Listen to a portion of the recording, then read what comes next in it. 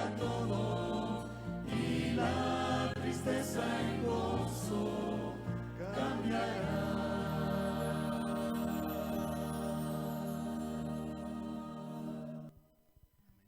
Amén.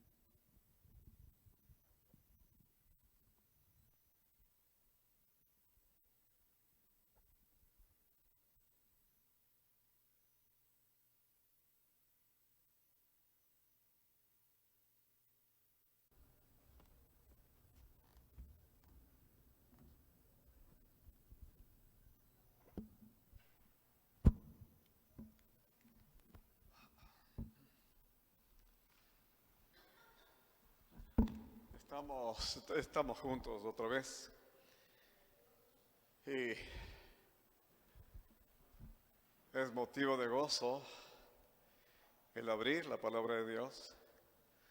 Es motivo de gozo estar junto a ustedes. Y por cierto, el gran gozo del Señor es vernos a nosotros caminando por sus caminos y no por los nuestros.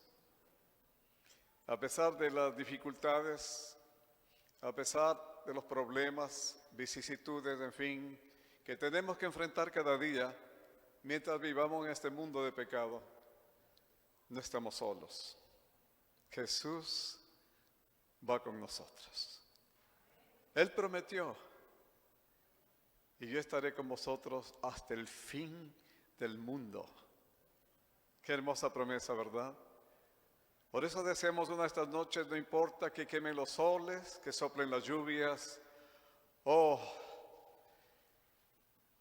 que la tormenta, por más intrépida que sea, nos quiera conmover y remover de nuestro lugar. No importa, Jesús está a nuestro lado. Jesús es nuestro amparo, Jesús es nuestro refugio. Y esta noche yo quiero con ustedes, en relación con el tema desafiando lo imposible, hasta parece contradictorio, ¿verdad? Porque ¿quién se atreve a desafiar lo imposible? Pero ustedes van a escuchar esta historia. Cuando joven y teniendo un poquito de tiempo en la iglesia, militando, por cierto, en ella,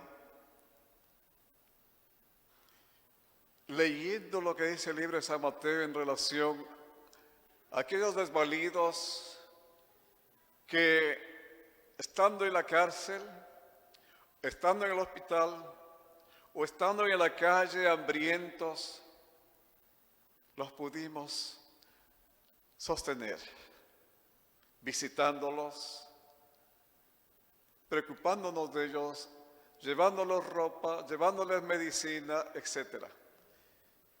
Y Jesús dice: todo lo que hicieron a ellos, me hicieron a mí. Qué lindo, ¿verdad? Venid benditos de mi Padre, heredad del reino preparado para vosotros desde la fundación del mundo. Yo me puse a pensar, ¿cómo podemos nosotros llegar a esos lugares? Los jóvenes somos intrépidos, sí, pero sí también tenemos miedos. Imagínense, nos sentamos ahí un grupo de jóvenes señoritas y comenzamos ahí a escribir a qué lugares podemos ir y cuándo iríamos y qué haríamos y qué llevaríamos, en fin, un plan muy bonito, un proyecto. Y fueron apareciendo estos lugares. Las cárceles, que no es fácil visitar, pero hay mucha gente olvidada ahí, justos o injustos, pero ahí están. Los hospitales, especialmente aquellos que dependen del gobierno, donde muchísima gente pobre va a terminar aún ahí sus días, sin que nadie los visite, como parias de la sociedad. También anotamos ahí los orfelinatos, porque los niños no podíamos dejarlos afuera. Tantos huérfanos que hay en cada parte del lugar. ¿Cuántos niños sin papá, sin mamá? ¿Cuántos niños que se crían en la calle son recogidos a un lugar que por lo menos les da albergue, les da techo, les da pan? Estaban también allí los orfelinatos. Estaban también ahí, no nos olvidamos de los viejitos. Esos son los que prácticamente son los parias de la sociedad. Se los puede tocar o ver porque están viejitos. Son justamente los asilos de ancianos. Pero había uno más que anotamos ahí en nuestra lista. Y no tan de buen agrado porque el lugar, según nos informamos, no era tan simpático, tan acogedor. Los leprocomios.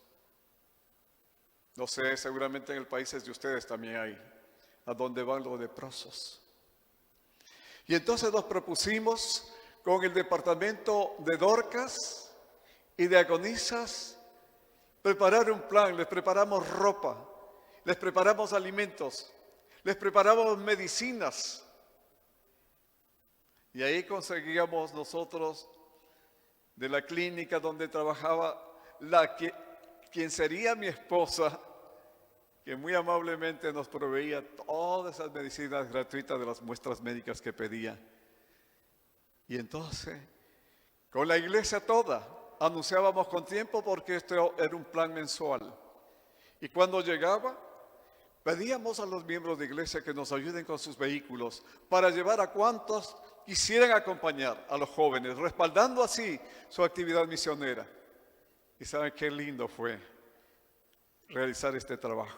Y qué con gozo íbamos a hacer. Y cómo que qué gozo volvíamos a la iglesia para después dar testimonio de lo que hicimos. Por el gozo que había en nosotros.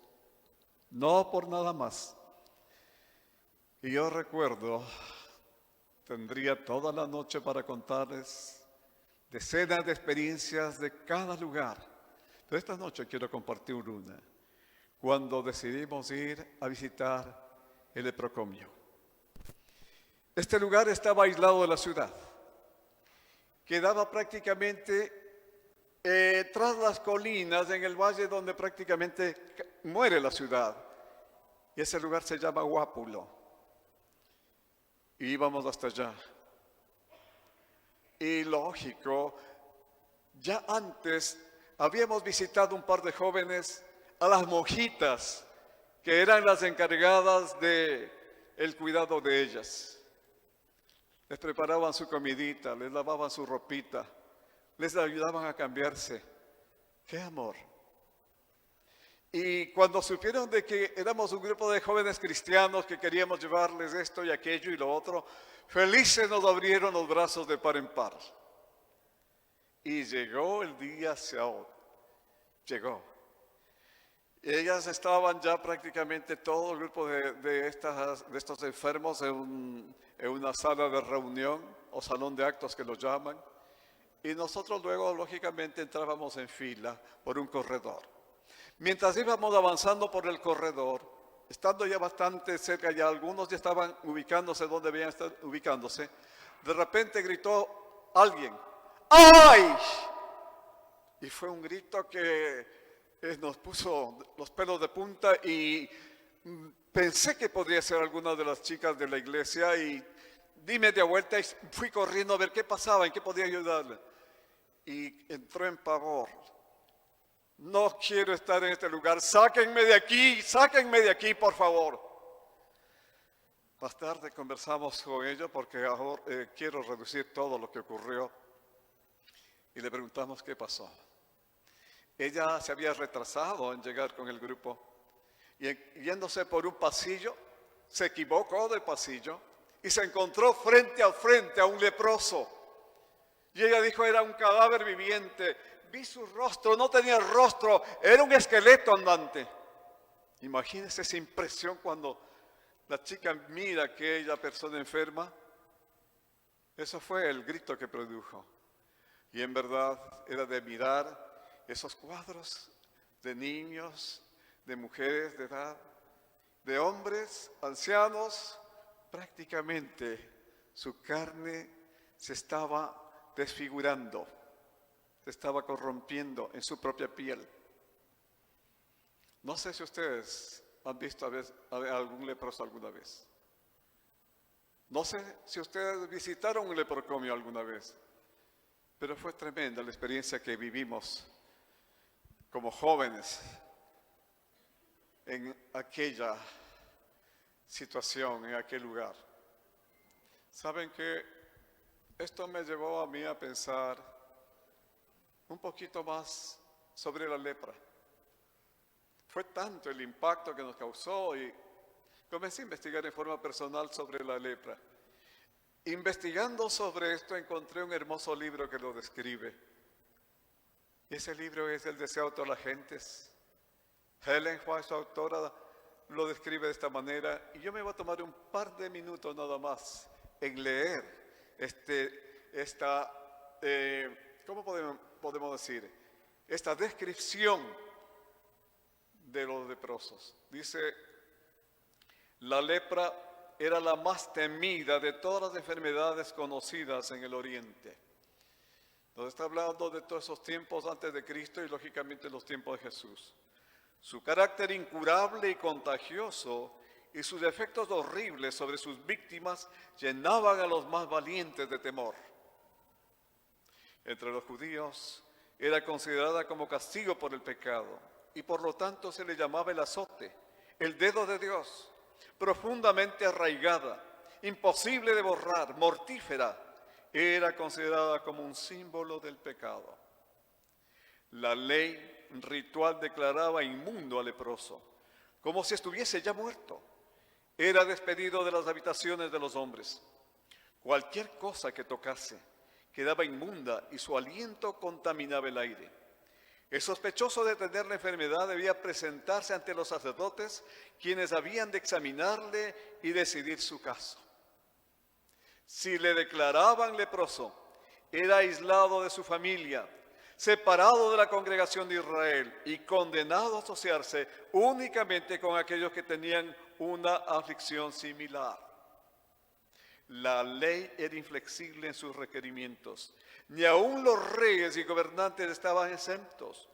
Un monarca atacado por esa terrible enfermedad debía entregar el cetro y huir de la sociedad.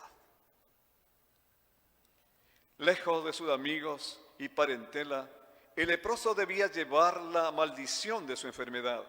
Estaba obligado a publicar su propia calamidad, a rasgar sus vestidos y hacer resonar la alarma para advertir a todos que huyesen de su presencia contaminadora.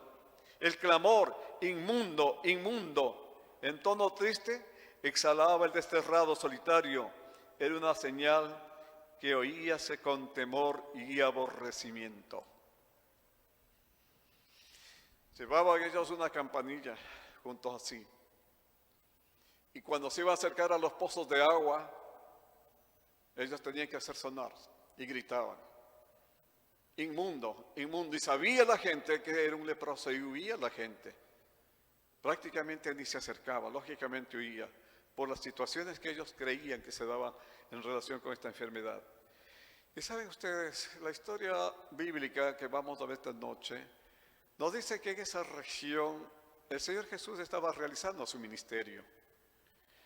Y es lógico, en su pródigo amor, sanó enfermos, paralíticos, ciegos, sordos, endemoniados, en fin. Y esas noticias llegaron hasta el valle de los leprosos. Y en uno de ellos fue despertándose el interés. Fue despertándose y poco a poco él fue llegando hasta donde posiblemente Jesús cruzara por ahí. Y qué hermoso, Jesús se asentaba junto a un lago, de tal manera que él de lejos nada más miraba, pero en su mente se levantaba la lucha, la barrera. ¿Será posible que yo llegue hasta ahí? Por las condiciones que le he contado, las barreras que se presentaban, era imposible, humanamente hablando imposible. si no eran los mismos religiosos, los sacerdotes de ese tiempo que estaban allí perturbando a Jesús, si no eran los discípulos que habían formado un cerco, y si no eran la gente misma, no se podía llegar. El hombre presentaba un espectáculo repugnante, pero él se fue acercando y ahora escuchó a Jesús, vio los milagros que hizo y a pesar de las barreras, él no se detuvo ahora, sino que sencillamente fue hasta donde estaba el Señor Jesús. Y miren lo que ocurrió. Cuando yo leo en el libro de San Mateo, por favor, ahí en la pantalla me pueden ayudar un poquito. Encontramos cosas interesantes de este relato. Está justamente en el capítulo 8, donde dice: cuando descendió Jesús del monte, le seguía mucha gente. Y he aquí, vino un leproso y se postró ante él, diciendo: Señor, si quieres, puedes limpiarme. Yo me detengo ahí, pueden cerrar la pantalla. Vamos a comentar un poquito sobre este punto. Saben que es importantísimo cuando uno está estudiando los evangelios que se llaman sinópticos y cuando los tres relatan la misma historia, hay unas cosas que son detalles, pero que dicen mucho. Y en este caso, quien está relatando es el apóstol San Mateo. Y miren ustedes cómo dice así de simple: vino un leproso. Pero cuando usted lee el Evangelio según San Lucas, es interesante lo que dice San Lucas, en cambio. Dice: vino un hombre lleno de lepra. Y yo me pregunto, ¿por qué esa descripción sobre el mismo personaje? ¿Cómo el Espíritu Santo trabaja en la mente de los escritores bíblicos? A uno lo impresiona de una forma y a otro de otra, pero sobre la misma verdad. ¿Por qué San Lucas escribió así? Por la simple razón que San Lucas era un médico. Era un médico. El que escribió el Evangelio según San Lucas, del mismo, y los Hechos de los Apóstoles. Por lo tanto, él está preocupado en el detalle físico de la persona. En el griego da la idea de que no había parte buena alguna en ese leproso. Por eso dice, estaba lleno de lepra. Lleno de lepra. Y aquí dice también, en relación con el número 2, he aquí vino un leproso y se postró ante él. San Lucas capta más todavía de este hombre, de leproso. Dice, se postró de rodillas ante él. Va revelando ahí una profunda humildad del leproso. San Mateo sencillamente lo menciona así. Pero el médico aquel entra más en la persona de aquel y mira, no solamente como un acto para describir, sino como un acto de humildad. Y aún más, Mateo menciona sobre el pedido que le hace, mas Lucas menciona que rogándole, le dijo, si quieres, puedes limpiarme. ¿Saben ustedes? Un día salía muy triste, después de haber dado estudio bíblico a una familia. La familia creía que uno tiene que hacer algo para salvarse. Y déjenme decirles que la salvación, creyendo en las buenas obras, tiene su base pagana. Los paganos son los que creen que haciendo esto o aquello, portándose así o asá, tienen ya para ganar el cielo. Y peor aún, una grosería de comprar la salvación. ¿Y saben qué? Ese día yo me sentí muy triste. Estudiamos sobre la salvación. Estudiamos que la salvación es totalmente gratuita. Por gracia sois salvos, por medio de la fe. Y aún eso no de vosotros, es un regalo de Dios. El hombre no hace nada absolutamente para salvarse. Pero convenza usted a algunas familias que han vivido en la iglesia popular y tradicionalmente creen que tienen que hacer algo para salvarse. Qué duro fue ese día para mí y qué triste. Porque sencillamente ellos pensaban que en sí no eran tan pecadores o no tan malos. Y que de alguna forma pues tenían que contribuir con su salvación. Hacer algo. Saben que me despedí haciendo cita para la próxima visita. Y cuando yo iba por las calles de Guayaquil, el puerto de Guayaquil, trabajé en medio del suburbio, de la basura, de los maleantes, de aguas podridas, en fin. Y de ese lugar que visité, yo estaba yendo a mi auto. Y cuando yo voy caminando, estaba, por cierto, descuidado, diría, no sé, frente a la situación que acababa de vivir, distraído, mejor dicho. Y cuando yo voy a dar el paso hacia adelante, veo de repente algo ahí en el piso. No sé cómo, intenté dar un salto. ¿Y qué creen que vi allí? Era un pobre animalito que de su cuerpo podrido manaba pus y los gusanos se veían por todas partes. No era un perro sarnoso, tomando una expresión de Rubén Darío, el poeta nicaragüense. Era una perra sarnosa en figura de animal. Su olor era tan pestilente que no se podía pasar. Pero yo estaba tan distraído pensando en el estudio que acababa de dar, frente a ese problema que no se podía llegar, cuando di ese paso, no caí sobre ello. Alcancé a estirar, pero con mucha incomodidad, y otra vez me puse de pie y seguí caminando y llegué al auto y me senté. Y de repente, en mi pensamiento, como que Dios me habló y me dijo: he ahí la ilustración que tienes para el próximo estudio, para aquella familia. Y así fue. Les conté toda la experiencia y bíblicamente les mostré que el hombre, todo hombre, no tiene nada de bueno en sí. Les mostré lo que dice Isaías. Somos una podrida llaga, desde la corona de la cabeza hasta la punta de los pies. El pecado nos dañó totalmente, no dejó una parte buena por lo menos. No. Por eso que somos pecadores destinados a la destrucción. El pecado infecta todo, acaba todo, destruye todo.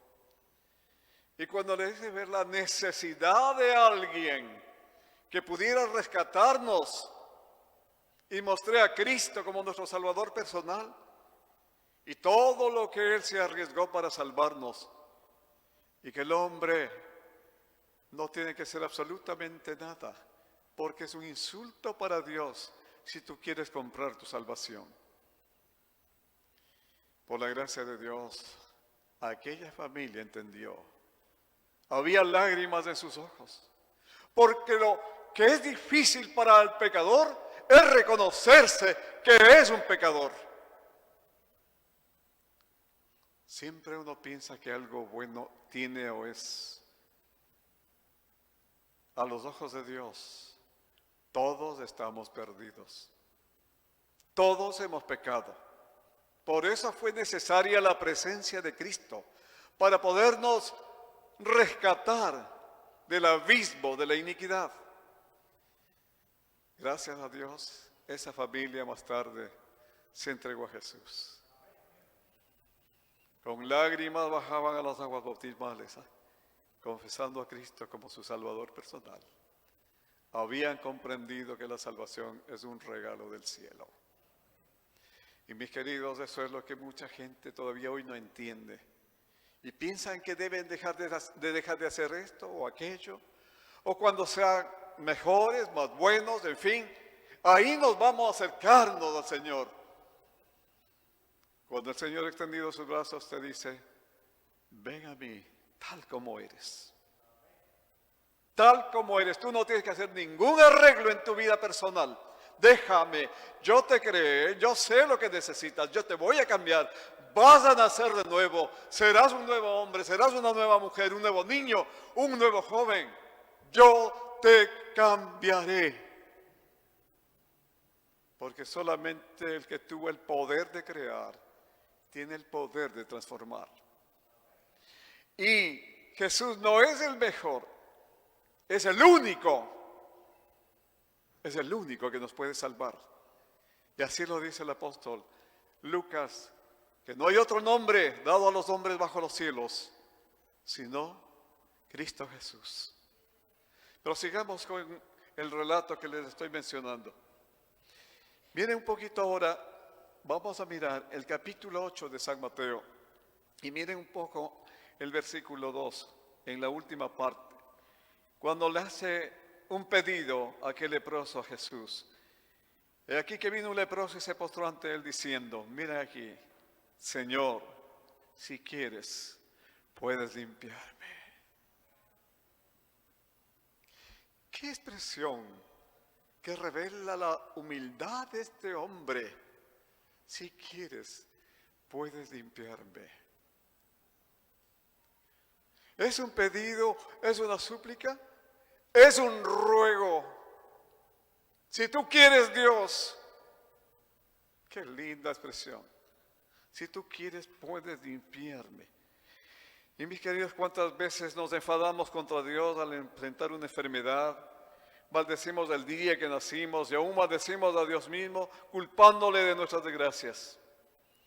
Este hombre en su súplica hace una pregunta de fe, desafiando lo imposible también, y se entrega plenamente en las manos de amor. Jesús lo miró como un alma desvalida, un ser necesitado, viendo cómo el pecado había causado terribles estragos en la humanidad perdida, y con profundo amor dijo, quiero ser limpio. Amén. La amplia disposición de Dios a perdonar al pecador, solo tienes tú que pedirlo. Señor, si quieres, qué cosa, ¿verdad? Puedes limpiarme. Y esa amplia disposición se refleja lógicamente en lo que el profeta Isaías dice en el capítulo 1. Si la pantalla me puede ayudar un poquito, por favor. Miren cómo está la exposición de Dios a perdonar al pecador. El capítulo 1. Y vamos a leer ahí. Si lo tienen ya, está en la página 651, si están quizá o si ya lo tienen ahí. Miren lo que dice el Señor ahí en el capítulo 1 de Isaías. Leo el versículo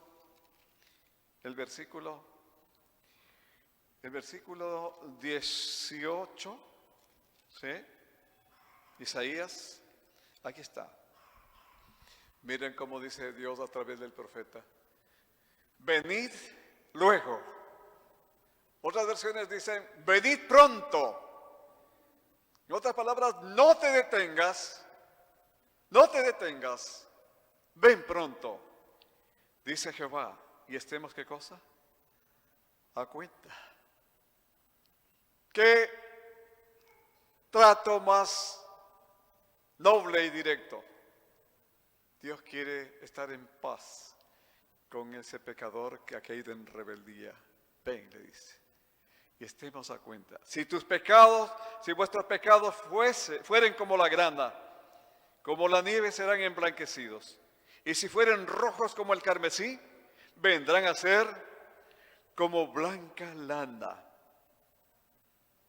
Mis queridos, Dios no solo quiere limpiarnos físicamente, sino también espiritualmente.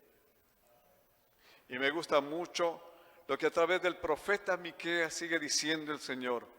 Si ustedes me ayudan y la pantalla también, por favor, busquemos ahí en el libro de Miqueas. Es un capítulo maravilloso, el capítulo de Miqueas. El capítulo 7, por favor. Si lo tienen ya, yo lo tengo aquí, capítulo 7, y leo el versículo, Miqueas capítulo 7, leo el versículo 18 y 19. Gracias por la pantalla. Dice ahí, ¿qué Dios como tú? ¿Qué Dios como tú? Que perdona la maldad y olvida el pecado del remanente de su heredad. No retuvo para siempre su enojo, porque se deleita en misericordia. Él volverá a tener misericordia de nosotros, y esta expresión me encanta, sepultará nuestras iniquidades y las echará en lo profundo del mar todos nuestros pecados. Qué invitación más linda, ¿verdad? Quiere transformar, ¿no es cierto?, nuestras vidas. ¿Y qué quiere hacer con nuestros pecados? Sepultarlos, ¿dónde? En el lugar más profundo que puede haber en la tierra, figurativamente hablando, lo profundo del mar. ¿Saben ustedes, los hombres han estudiado la profundidad del mar?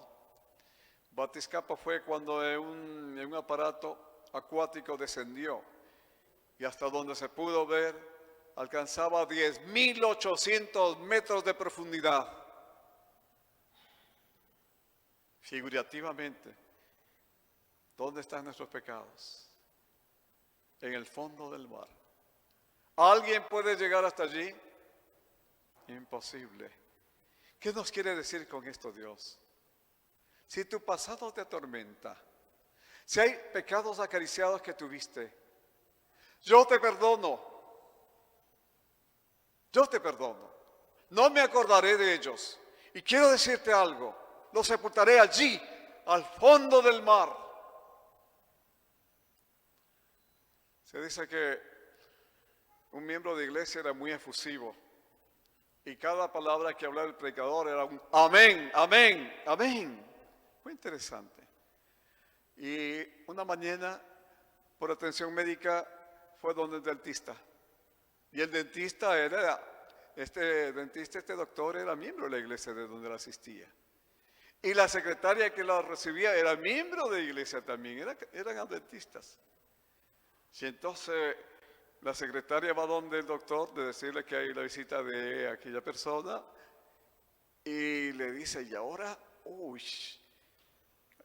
no sé, de repente va ahí a gritar amén y todo, y los pacientes de aquí, dale esta revista para que se entretenga. Así que él le dio la revista. Y en verdad estaba la gente esperando su turno y él también.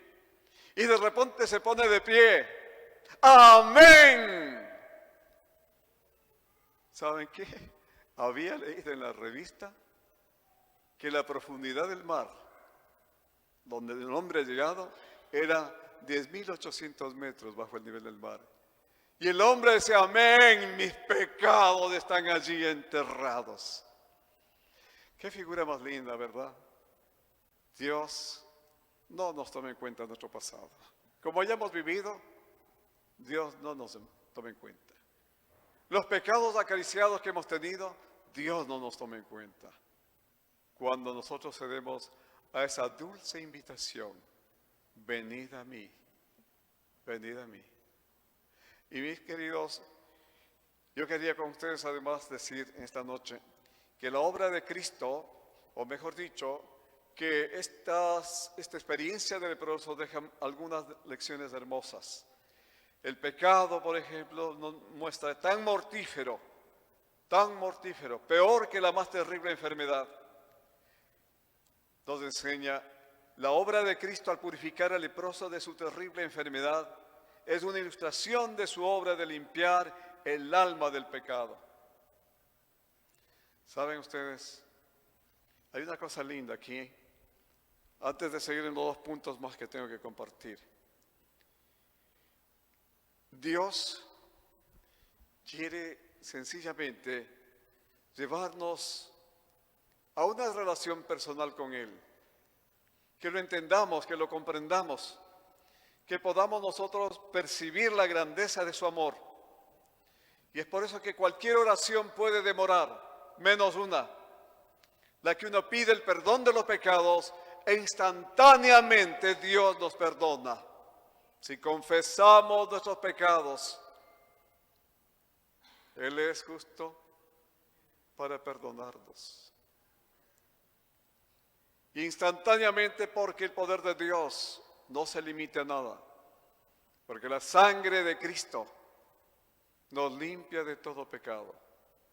Yo pregunto a veces, mis queridos, cuando uno lee estos relatos, dice la historia ahí que Jesús, cuando el leproso fue limpiado, allí en el capítulo 8 que estamos leyendo, dice ahí, verso 3, y Jesús extendió la mano y le tocó diciendo, quiero ser limpio.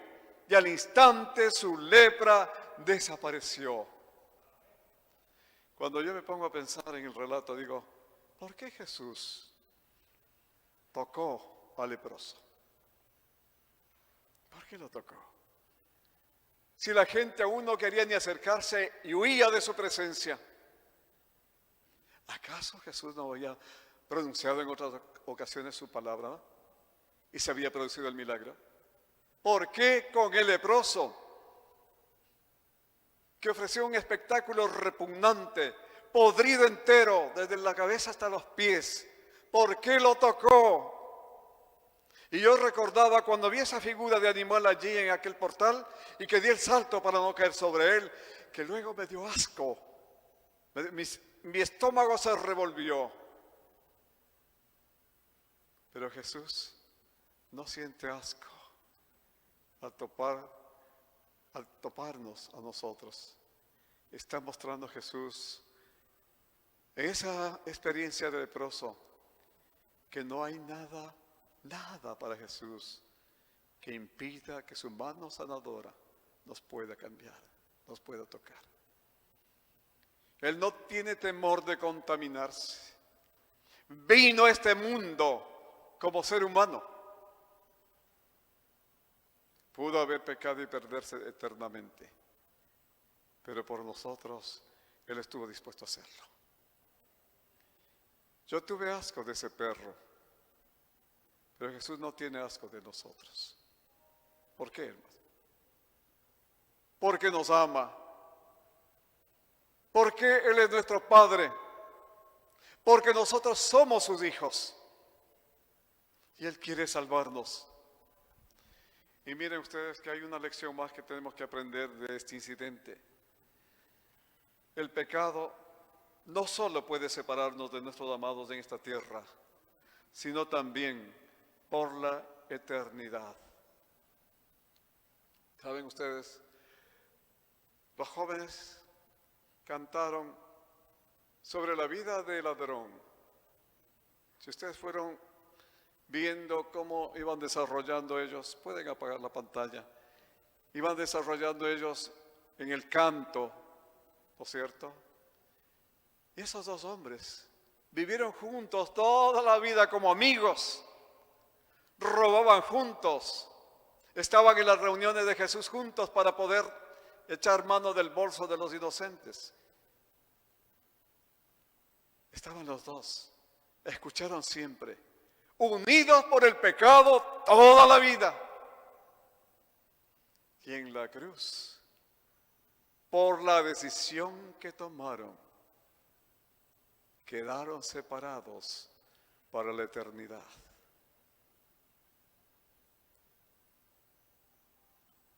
Uno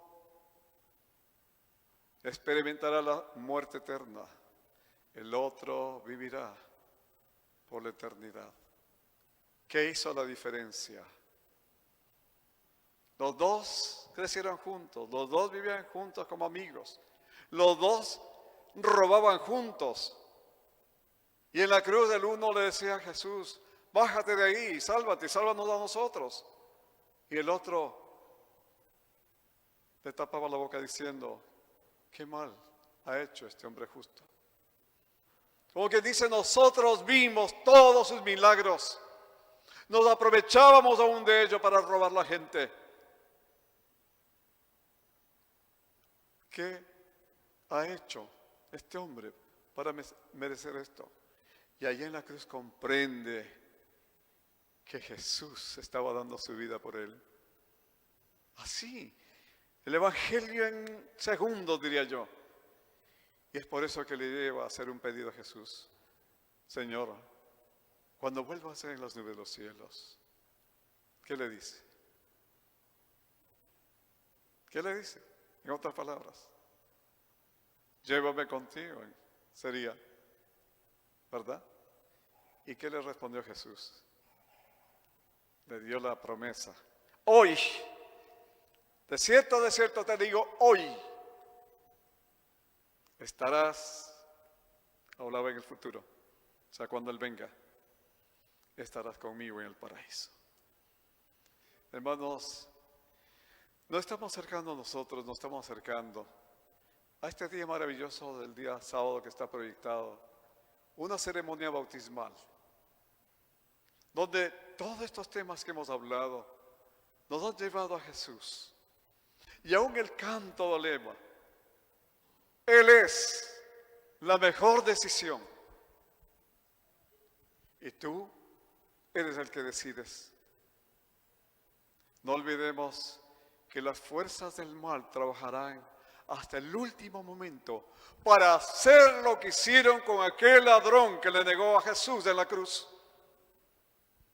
Pero Jesús, sus ángeles y su Santo Espíritu están trabajando ahora para que tú tomes la decisión de aceptar a Cristo como tu Salvador personal. ¿Hay alguien esta noche? ¿Hay alguien esta noche que quiere levantar su mano y decirle, Señor, yo quiero aceptar tu invitación? ¿Hay alguno tal vez? ¿Alguien que quiere prepararse? ¿Cuántos de los de aquí presentes ya lo han hecho? Quisiera ver las manos. Ajá, no tengan temor, levántenme arriba. Ajá, está casi toda la mayoría. Hay unos poquitos todavía. A esos pocos les pregunto esta noche, ¿quieren aceptarle a Jesús? Amén. Está sentando con su rostro allí en el asiento. Acá hay 2 personas más. Qué hermoso. Por favor, pueden pasar. Yo quiero orar por ustedes. No tengan temor. Si alguien les acompaña, qué bonito, ¿no es cierto?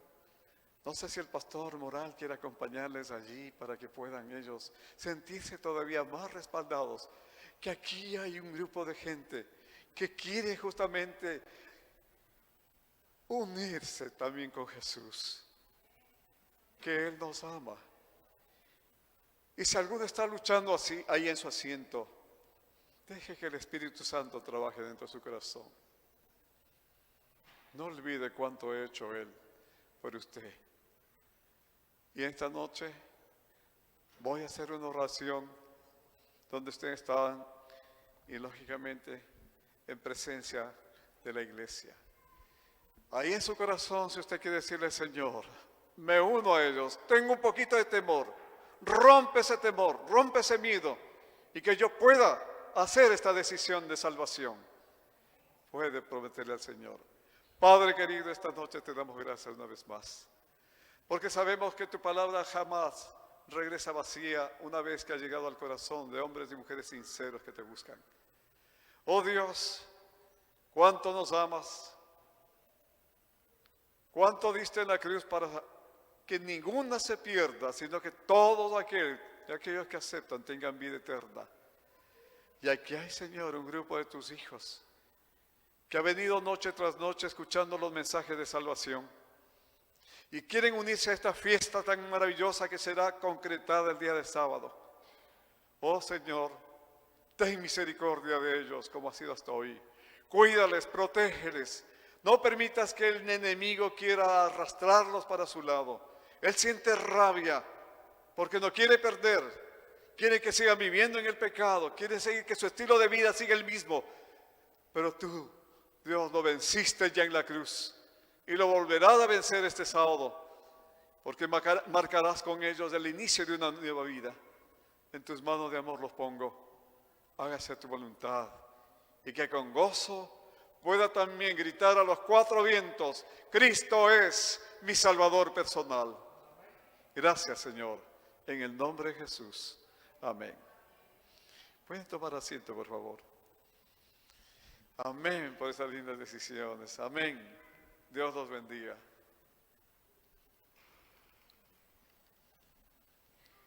Tenemos ahora un instrumental precioso que va a ser interpretado aquí por nuestro hermano, para la gloria y la honra de Dios.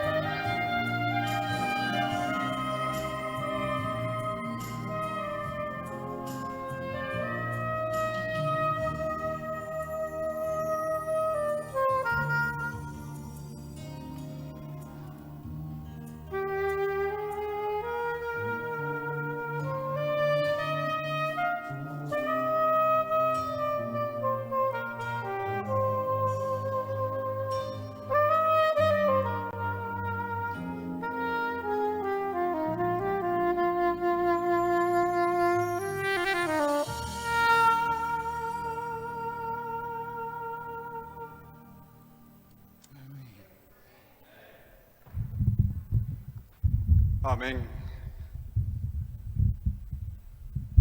Nos ponemos de pie, por favor, para ser despedidos con una palabra de oración. Bondadoso Dios, una vez más te agradecemos por el pan espiritual que recibimos esta noche. Gracias por tu amplio amor, tu disposición, Señor, infinita de salvarnos. Tú quieres, Señor, que estemos contigo, que disfrutemos de tu presencia como fue en un principio tu plan. Oh Dios de los cielos, permite que todos los presentes que estamos aquí, ninguno falte en ese lugar que tú tienes preparado para tus hijos. Líbranos de las garras del enemigo, y como un león rugiente anda buscando a quien devorar. Y cuanto más cuando ve que hay pecadores sinceros y honestos, arrepentidos, que quieren aceptarte como su Salvador personal. Dios mío, guárdalos en tu amor.